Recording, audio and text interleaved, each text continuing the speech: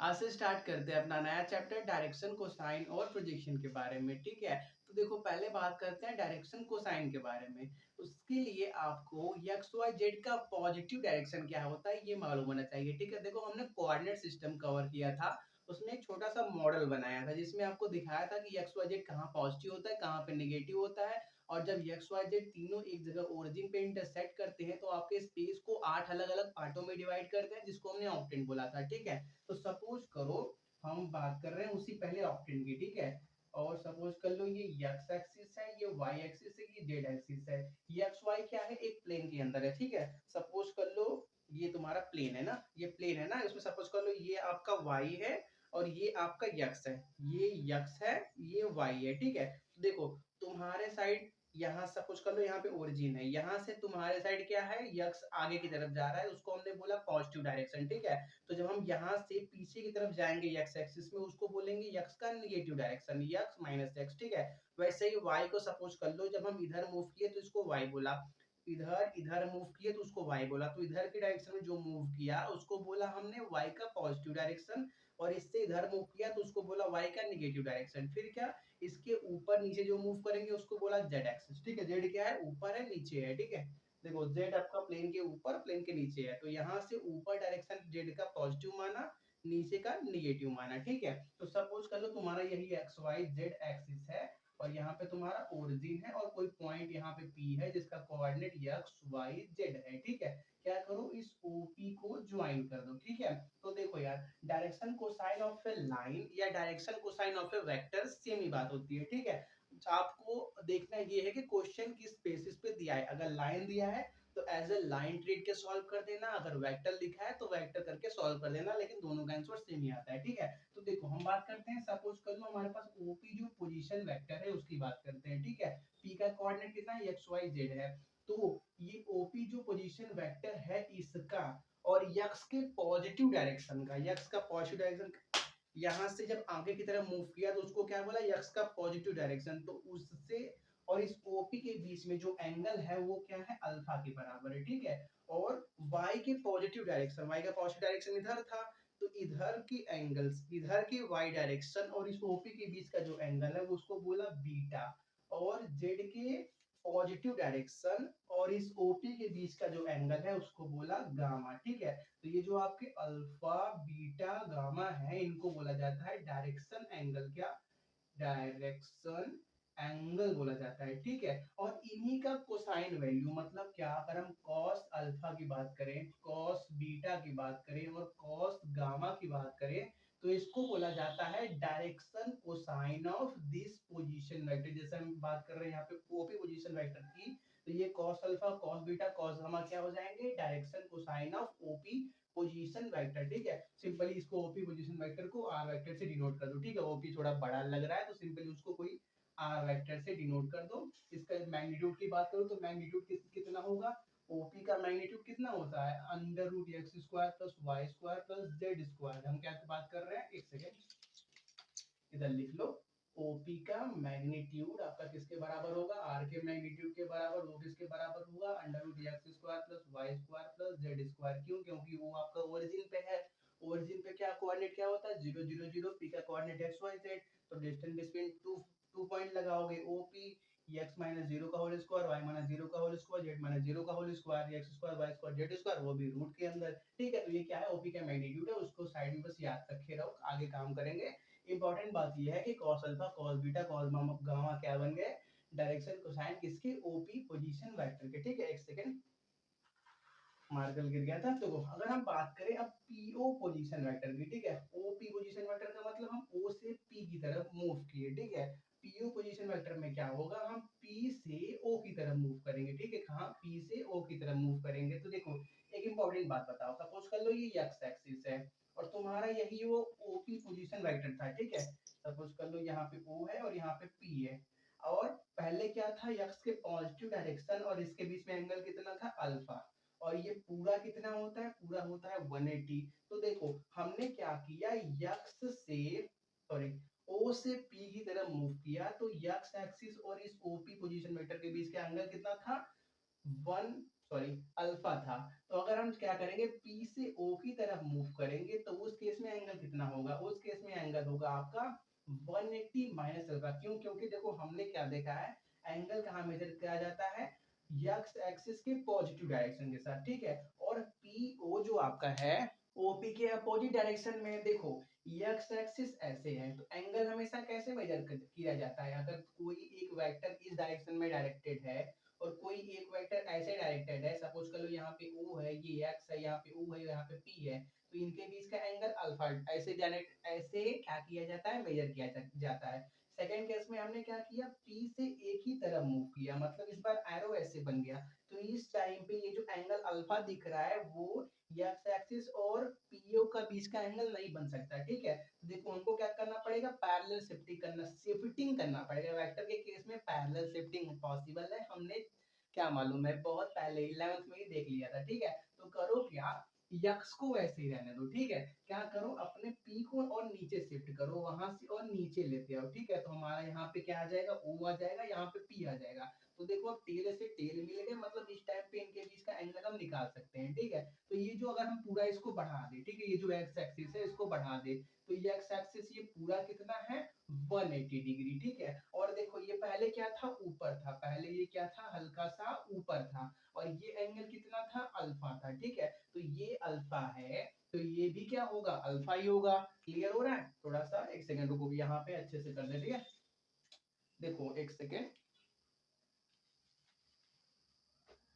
ये तुम्हारा x axis है, सपोज कर लो पहले क्या था, हम ओरिजिन से पी की तरफ गए थे यहाँ पे, ठीक है, ये ओपी वेक्टर था, सॉरी यहाँ पे ओ और यहाँ पे पी था, और ये कितना था, अल्फा था। सेकेंड केस में क्या किया हमने, पी से ए की तरफ, पी से ओ की तरफ मूव किया, ठीक है।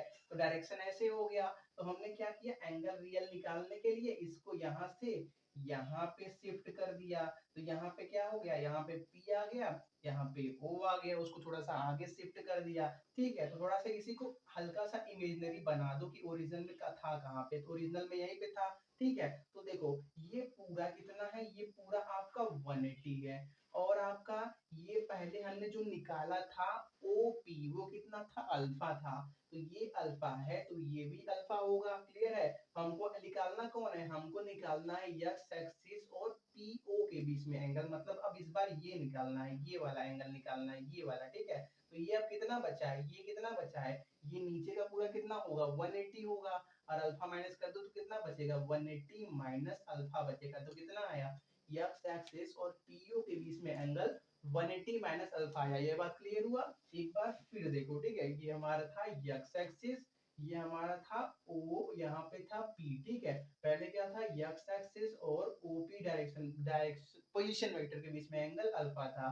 फिर हमने क्या किया, PO पोजीशन वेक्टर निकाला, तो क्या किया, उसके लिए हमने यहाँ पे उसको शिफ्ट किया, यहाँ पे P आ गया, यहाँ पे O आ गया, तो हुआ क्या, हमको ये एंगल इस बार चाहिए, ये अल्फा है तो ये भी अल्फा होगा, ये पूरा कितना है 180, ये अल्फा, तो ये कितना बचा 180 माइनस अल्फा बचा, तो एक्स एक्सिस और पीओ के बीच में एंगल इस बार कितना है 180 माइनस अल्फा। ऐसा ही वाई एक्सिस के साथ भी होगा, वाई एक्सिस और आपके पीओ के बीच का भी एंगल कितना होगा 180 माइनस बीटा के बराबर, और ऐसे z एक्सिस और पीओ पोजीशन वेक्टर के बीच में एंगल कितना होगा 180 माइनस गामा के बराबर। x का भी लिख लो, x एक्सिस के साथ पीओ का 180 माइनस अल्फा एंगल है, तो ये जो आपके 180 minus alpha 180 minus beta 180 minus gamma है, ये क्या कह जाएंगे, डायरेक्शन एंगल ऑफ इसके oh, sorry direction angle of PO position vector के, ठीक है। और इन्हीं का कॉस वैल्यू लो तो वो क्या कहा जाएगा, direction cosine of PO position vector, तो इन्हीं का कॉस वैल्यू लो, तो cos 180 minus alpha, cos 180 minus beta, cos 180 minus gamma, ये सब क्या कह जाएंगे, पीओ पोजीशन वेक्टर के डायरेक्शन कोसाइन, ठीक है। तो देखो cos 180 माइनस अल्फा किसके बराबर होता है, माइनस कॉस अल्फा, तो ये सिंपली क्या आ जाएगा, minus cos alpha minus cos beta minus cos gamma के बराबर, ठीक है। तो देखो हमने क्या किया था, एक सेकेंड इसको रब कर दो, अगर नोट नहीं किया तो थोड़ा सा बैक जाके नोट कर लेना, ठीक है। जब हमने पी ओ पोजीशन वेक्टर लिया था तो हमारे पास उसका डायरेक्शन कोसाइन क्या आया था, cos alpha, cos beta, cos gamma आया था। और जब हमने ओपी पोजीशन वेक्टर लिया तो उस टाइम पे आपका डायरेक्शन कोसाइन क्या आया, minus cos alpha, minus cos beta, minus cos gamma आया, ठीक है। तो देखो अगर हम क्या करेंगे, किसी लाइन है या वेक्टर है, सपोज कर लो अपोजिट हो गया, यहाँ पे ओपी रहेगा, यहाँ पे पीयू रहेगा, ठीक है। कोई भी वेक्टर अगर ओपी है उसका अगर direction cosine cos alpha, cos beta, cos gamma है, तो अगर हम उस वेक्टर को अपोजिट कर दें, मतलब पीओ वेक्टर ले लें, तो उसका direction cosine minus cos alpha minus cos beta minus cos gamma के बराबर आएगा, ठीक है। ये जो आपके डायरेक्शन कोसाइन होते हैं उनको सिंपली यल यम यन से डिनोट किया जाता है, ठीक है। यल किसके बराबर होता है, कॉस अल्फा, यम कॉस बीटा, यन कॉस गामा के बराबर होता है, ठीक है।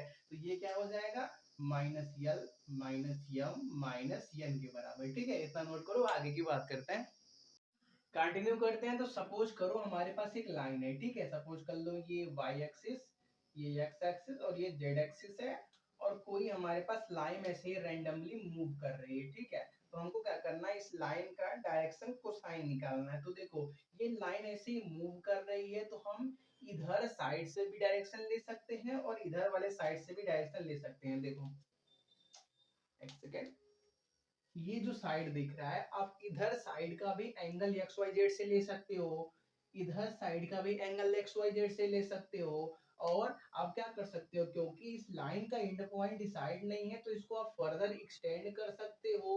फिर क्या करोगे, इस वाले पॉइंट को पकड़ोगे, अब इस पॉइंट का डायरेक्शन क्या करोगे यार, इस पॉइंट का एंगल चेक करोगे एक्स वाई जेड के साथ, या कोई ये पॉइंट पकड़ो, इस पॉइंट का एंगल चेक करोगे एक्स वाई के साथ, यही ना करोगे। तो देखो जब क्या होता है, किसी भी लाइन का एंड पॉइंट डिसाइड नहीं होता, तो उस केस में आपके पास दो डायरेक्शन कोसाइन आ जाते हैं किसी एक ही लाइन के। ये लाइन तो एक ही है, लेकिन क्योंकि इसका एंड पॉइंट डिसाइड नहीं है तो इधर भी एक्सटेंड करके इधर भी एक्सटेंड करके आप फर्दर क्या कर सकते हो, इसका दो डायरेक्शन को साइन निकाल सकते हो, ठीक है। तो देखो लेकिन ऐसा पॉसिबल नहीं है किसी एक पार्टिकुलर लाइन के लिए, ठीक है। तो हम क्या करते हैं, हमेशा इसीलिए डायरेक्टेड लाइन लेते हैं। क्या डायरेक्टेड लाइन, जैसे पिछले क्लास में हम, पिछले क्लास नहीं पिछले एग्जांपल में जो वेक्टर लिया था उसमें एक बार ओपी पोजीशन वेक्टर लिया था और एक बार पीओ पोजीशन वेक्टर लिया था।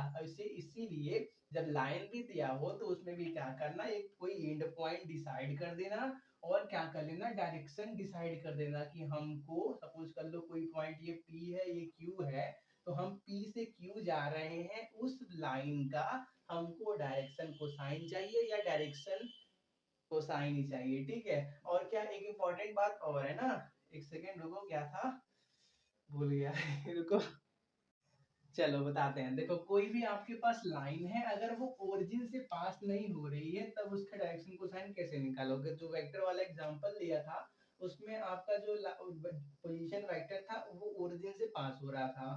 तो अगर कोई ऐसा लाइन ले लो जो क्या कर रहा है, ओरिजिन से पास नहीं हो रहा है, सपोज कर लो यही लाइन कोई ए बी है, तो इसका डायरेक्शन कोसाइन आप कैसे निकालोगे।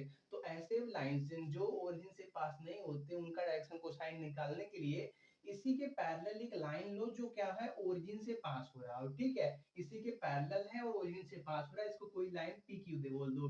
अब क्या करो, अब पी क्यू का डायरेक्शन कोसाइन निकाल दो। जो डायरेक्शन कोसाइन पी क्यू का होगा वही डायरेक्शन कोसाइन ए बी का होगा। क्यों, क्योंकि जो भी जितने भी आपके पैरेलल लाइंस होते हैं उनका डायरेक्शन कोसाइन क्या होता है, ऑलवेज सेम होता है, ठीक है। ये इंपॉर्टेंट पॉइंट है, इसको नोट कर लो।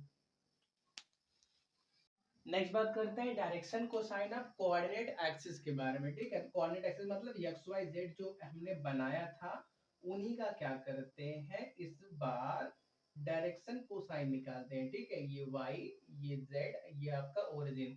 सपोज कर लो कोई लाइन है वो क्या कर रहा है, एक्स एक्सिस के अलोंग ही मूव कर रहा है, उसी के ऊपर ही मूव कर रहा है, ठीक है। सपोज कर लो कोई ये ओ पी लाइन है, जो क्या ओ एक्स लाइन पे ही मूव कर रहा है। तो देखो इसका हमको क्या करना है, डायरेक्शन कोसाइन निकालना है। तो इस ओपी लाइन का यक्स एक्सिस के साथ एंगल कितना है, यक्स एक्सिस के साथ एंगल 0 डिग्री है, क्योंकि वो उसी के ऊपर है, पैरेलल लाइन है उसी के ऊपर, तो उनके बीच में एंगल कितना, 0 डिग्री। और क्या y एक्सिस के साथ बात करें तो y और x क्या है, 90 डिग्री। तो y और आपका ये जो OP होगा वो भी क्या होगा, 90 डिग्री पे होगा। z एक्सिस भी क्या होगा, 90 डिग्री पे होगा, क्योंकि x और z भी परपेंडिकुलर, तो आपका OP और z भी परपेंडिकुलर। ये सब क्या हो गए, आप 0, 90 और 90 ये सभी क्या होगा, direction angle of OP line. अगर इन्हें क्या कॉस वैल्यू लो, मतलब क्या कॉस 0 और क्या कॉस 90 और क्या कॉस 90, तो ये क्या बन गया, direction cosine of x axis बोले, या वही जो लाइन जो एक्स एक्सिस पे मूव कर रहा है। तो देखो ये क्या आएगा, cos 0 1, cos 90 0, cos 90 0, तो 1 0 0 आया किसका, OP का डायरेक्शन कोसाइन। तो पैरेलल लाइन के डायरेक्शन कोसाइन क्या होते हैं, सेम होते हैं। तो एक्स एक्सिस का भी डायरेक्शन कोसाइन क्या आ जाएगा, 1 0 0। तो एक्स एक्सिस का डायरेक्शन कोसाइन कितना आया, 1 0 0। नेक्स्ट बात करते हैं वाई एक्सिस के डायरेक्शन कोसाइन के बारे में, ठीक है। तो सपोज कर लो वही कोई लाइन है जो क्या कर रहा है, वाई एक्सिस पे मूव कर रहा है, ठीक है। कोई लाइन है जो वाई एक्सिस पे मूव कर रहा है, तो उसका कोई भी ओपी लाइन बोल दो, ओपी लाइन का एक्स एक्सिस के साथ एंगल कितना होगा, 90 डिग्री, क्योंकि वाई और एक्स के बीच में 90 डिग्री है, तो ओपी और एक्स के बीच में 90 डिग्री। ओपी का वाई के साथ एंगल कितना होगा, 0 डिग्री, क्योंकि उसी के ऊपर है।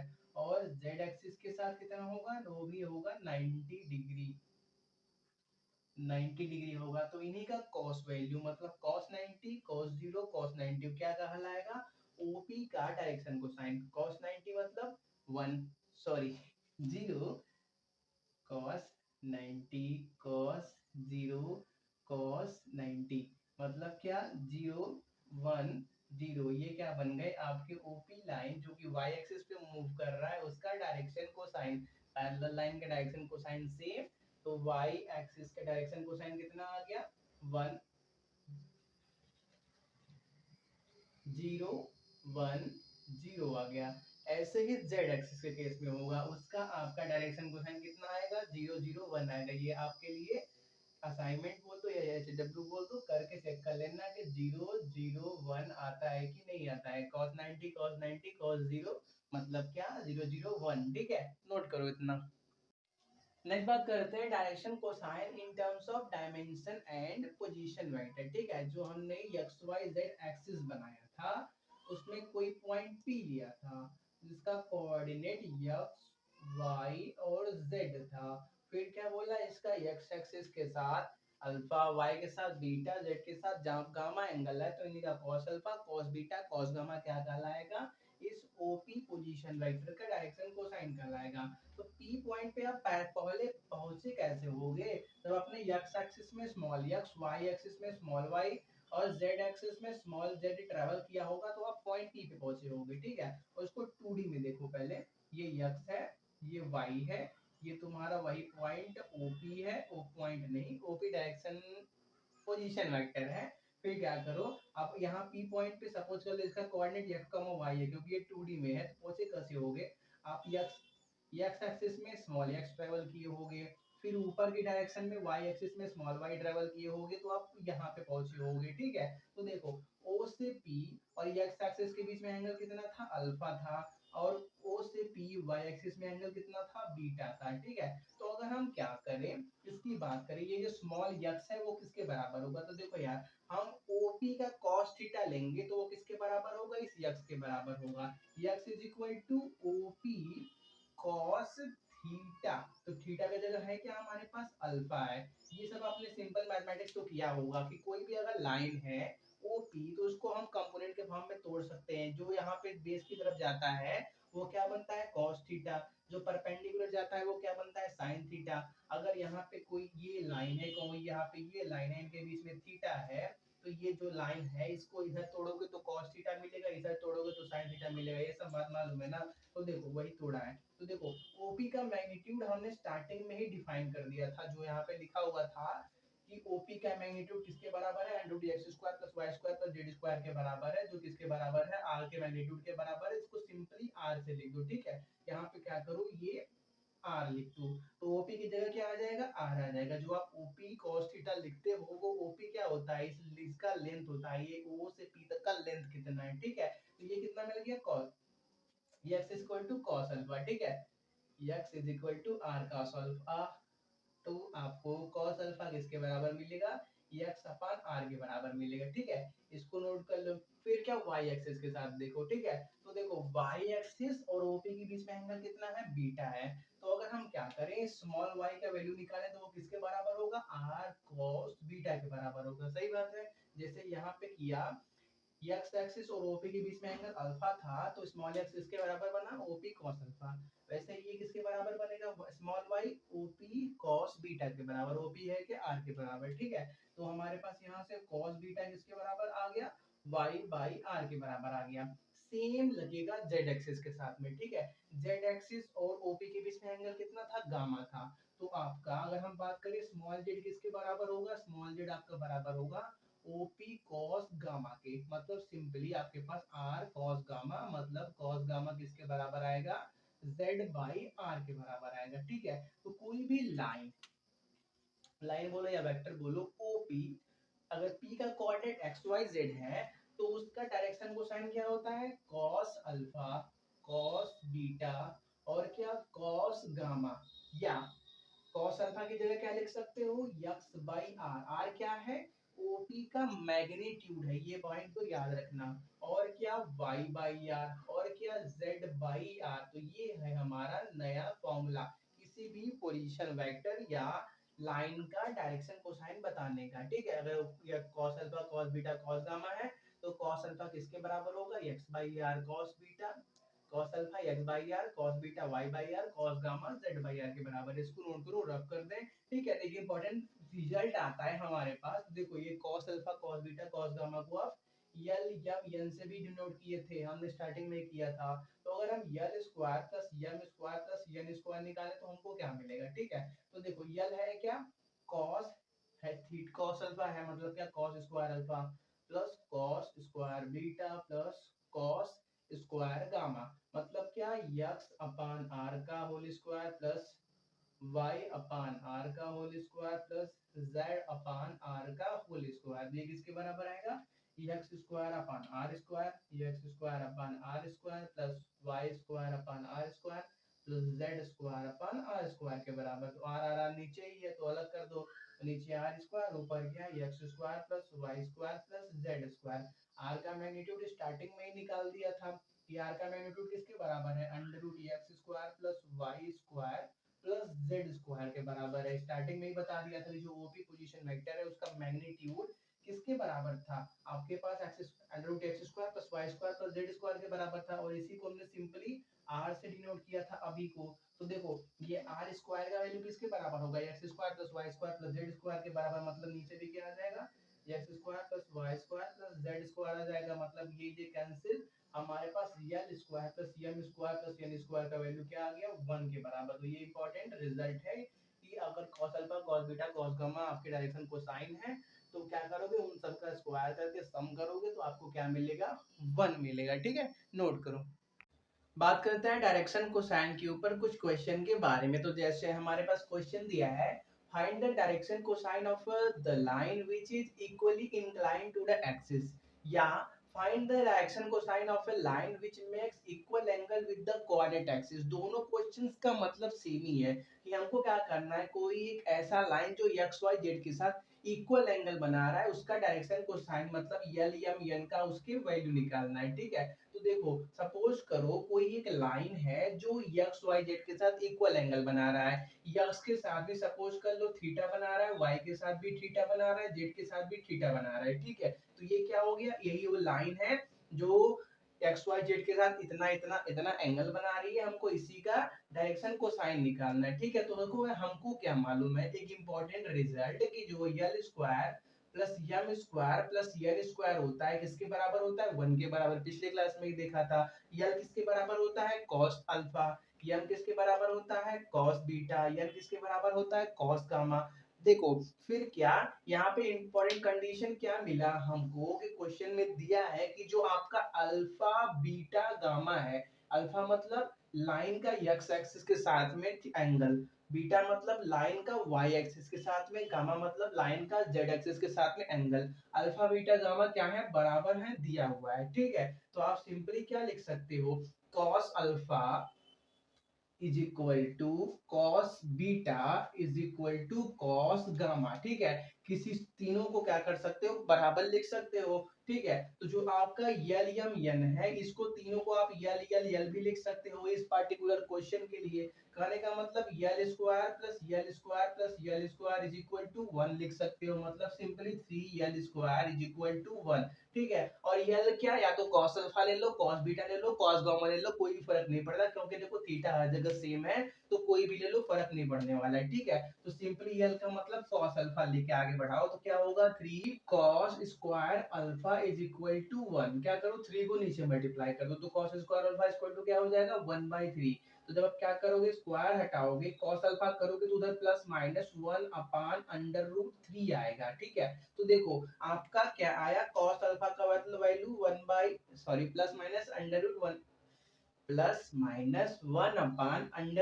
आया। और cos अल्फा है क्या, यल का वैल्यू, और यल क्या है, यम के भी बराबर है, यम क्या है, यन के भी बराबर है। मतलब ये जो लाइन है जो एक्स वाई जेड के साथ इक्वल एंगल बना रहा है, उसका डायरेक्शन कोसाइन क्या होगा, +-1/√3, कॉमा +-1/√3, कॉमा +-1/√3 होगा। प्लस कब लेना, जब ये लाइन एक्स वाई जेड के पॉजिटिव साइड से क्या करे, एंगल बनाए, तो प्लस वाला उठाना। जैसे क्वेश्चन दिया है, find the direction cosine of a line which makes positive equal direction with x y z axis, ठीक है। जब एक्स वाई जेड का पॉजिटिव साइड से इक्वल एंगल बनाएगा तो +1/√3 +1/√3 +1/√3 लेना। और जब क्या एक्स वाई जेड के निगेटिव साइड के साथ आपका ये लाइन क्या बने, कुछ इक्वल एंगल बनाए, तो उस टाइम पे -1/√3 -1/√3 और -1/√3 लेना, ठीक है। इंपॉर्टेंट डिटेल यही याद रखे रहो, यही से तुम्हारे बहुत सारे क्वेश्चन सॉल्व हो जाएंगे, इसको नोट करो। हमारे पास नेक्स्ट क्वेश्चन है, if a line makes 90 degree 60 degree 30 degree with the positive direction of x y z axis respectively, find its direction cosine. कोई भी लाइन एक्स एक्सिस के पॉजिटिव साइड के साथ 90, वाई एक्सिस के पॉजिटिव साइड के साथ 60, z axis के positive side के साथ 30 डिग्री का एंगल बना रहा है, तो उसका डायरेक्शन कोसाइन निकालोगे, कैसे निकालोगे, cos alpha cos beta cos gamma का वैल्यू निकाल के। कॉस अल्फा क्या होता है, x axis, y cos beta क्या होता है, वाई एक्सिस, कॉस गामा क्या होता है, जेड एक्सिस के पॉजिटिव साइड के साथ किसी लाइन का एंगल, ठीक है। तो अल्फा का वैल्यू कितना दिया है, 90, तो कॉस 90, कॉस बीटा का वैल्यू कितना दिया है, 60, गामा का वैल्यू कितना दिया है, 30, तो कॉस 30, कॉस 90 मतलब 0, कॉस 30 का मतलब 1/2, कॉस 60 मतलब 1/2, कॉस 30 मतलब √3/2। तो यही आ गया हमारा वो लाइन जो क्या कर रहा है, ये एंगल बना रहा था, उसका डायरेक्शन कोसाइन, ठीक है, नोट करो। जैसे हमारे पास ये दूसरा क्वेश्चन है, ठीक है। आप क्या करना है, इसको सॉल्व करना और इसका आंसर, मतलब ये लाइन का आंसर, इस लाइन का डायरेक्शन कोसाइन क्या होगा, उसका आंसर कमेंट करना, ठीक है।